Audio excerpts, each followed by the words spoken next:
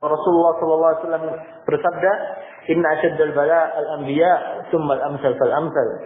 Sesungguhnya orang yang paling besar ujiannya adalah para nabi. Dan kita ketahui bahwa para nabi adalah manusia yang paling dicintai oleh Allah. Allah uji dengan ujian paling besar. Kemudian tsumma al-amsal fal-amsal.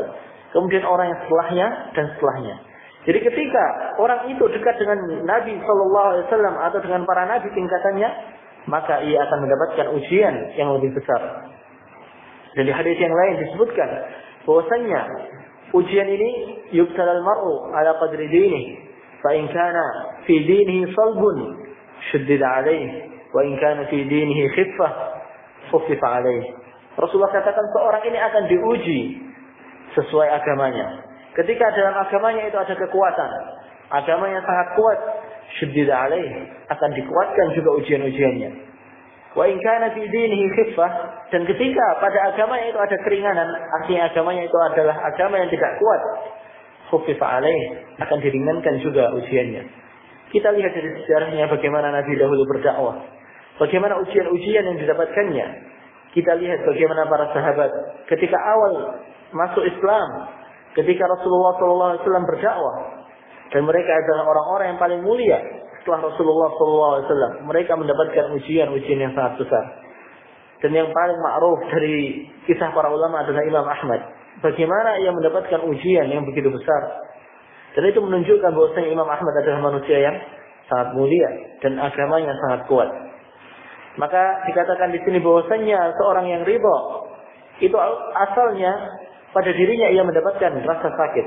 Akan tetapi rasa sakit itu akan hilang. Karena pada hatinya ada rasa yakin bahwasanya ujian itu dihasilkan dari rasa cinta Allah Subhanahu wa taala kepada hambanya. Ketika Allah mencintai hambanya, maka Allah akan mengujinya. Apa faedahnya? Apa hikmah di balik ujian yang diberikan kepada seorang hamba ketika Allah Subhanahu wa taala mencintainya? Yaitu untuk apa? Menghapuskan dosa-dosanya. Ketika orang tersebut diuji sampai dosa-dosanya habis, maka dia akan diangkat derajatnya dengan ujian-ujian tersebut. Bahkan di hadis yang sahih dikatakan ma yusibul abdu min nasabin wala wasabin wala hammin wala hazanin wala adha illa kafarallahu bi khatayah hatta syaukatu yushakuha. Rasulullah katakan tidaklah menimpa seorang hamba dari rasa sedih, rasa capek, rasa sakit itu kecuali menjadi ampunan bagi seorang hamba tersebut. Sampai-sampai duri yang mengenainya itu akan menjadi ampunan untuk dirinya.